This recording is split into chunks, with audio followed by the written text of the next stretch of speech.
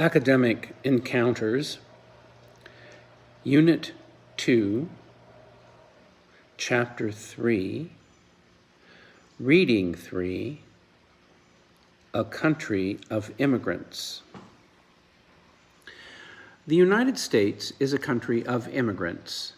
It has received more immigrants than any other nation in modern history. In the 17th and 18th centuries, most of the immigrants to the American colonies came from Western Europe, primarily England, Scotland, Ireland, the Netherlands, and Germany. Some were looking for adventure. Some wanted cheap land to farm. Others were escaping wars, revolutions, or religious persecution. However, most of them were simply poor people hoping for better economic opportunities. In the beginning of the 19th century, shorter travel time and cheaper fares made the voyage easier. This allowed more people to immigrate. From 1820 to 1875, about 7 million newcomers entered the United States. But the greatest numbers came between 1875 and 1920. During this period, about 24 million immigrants poured into the United States from almost every part of the world, reaching a peak in the first 10 years of the 20th century. At this time, the United States needed lots of workers and farmers, so the government encouraged immigration. Immigrant labor was a major factor in the country's economic prosperity. However, the flood of immigrants began to alarm many American citizens. They believed that the immigrants, who worked for low wages, were taking their jobs away. Just as importantly, many of them believed that the large number of immigrants threatened the nation's identity. During the mid-1800s, some Americans began to demand laws to make it harder for people to immigrate to the United States. Discrimination against immigrants. Most immigrants had difficult lives, but two immigrant groups who faced particular hardships in the second half of the 19th century were the Chinese and the Irish. Many Chinese came as miners when gold was discovered in California in 1849. Often they were treated badly by other miners. Some were the victims of violence.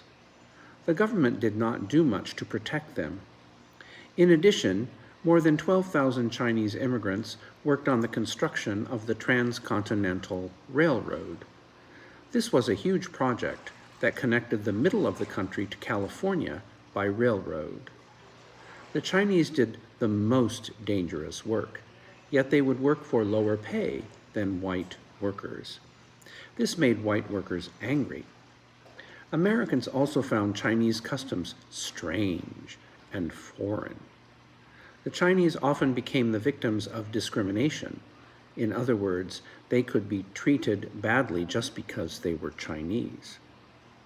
On the East Coast, one of the largest groups of immigrants was the Irish. Between 1846 and 1880, nearly 2 million people arrived from Ireland. Most were escaping terrible economic conditions in Ireland.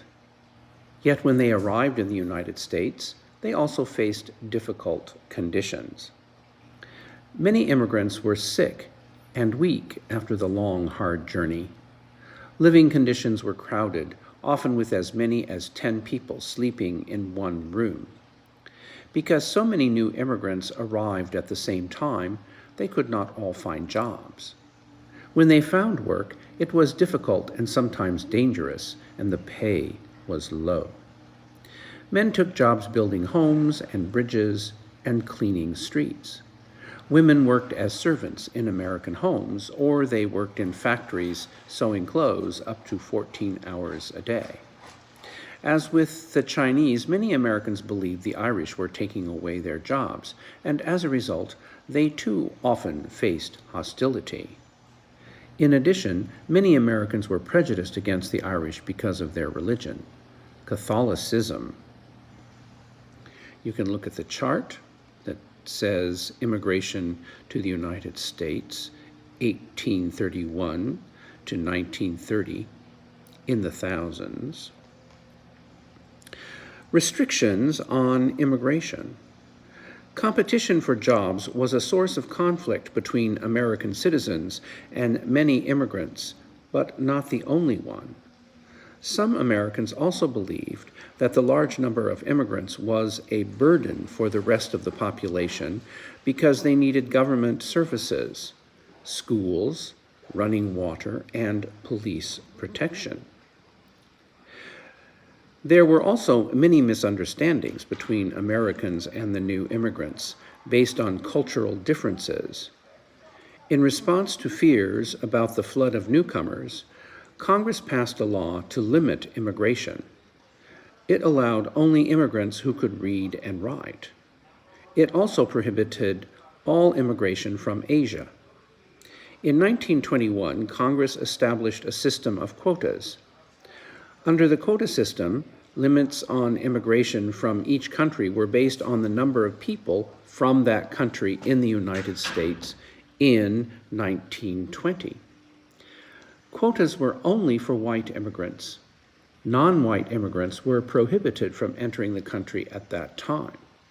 This quota system, which favored immigrants from Europe, ended in 1965. Each new group of immigrants that comes to the United States faces its own challenges. Latinos, Asians, and Africans are the immigrants whose appearance and culture differ the most from the majority. That is, white Americans of European background. They are the immigrants who most frequently face anti-immigrant hostility and discrimination. Often the reasons are the same as they have been throughout history: competition for jobs and resources, as well as misunderstanding of new and different cultures. Here we have a small paragraph about the Mariel boat lift.